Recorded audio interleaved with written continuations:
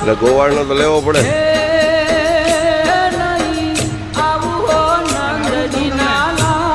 દે દે ને એ બાજુ ઓલી બાજુ ફરજ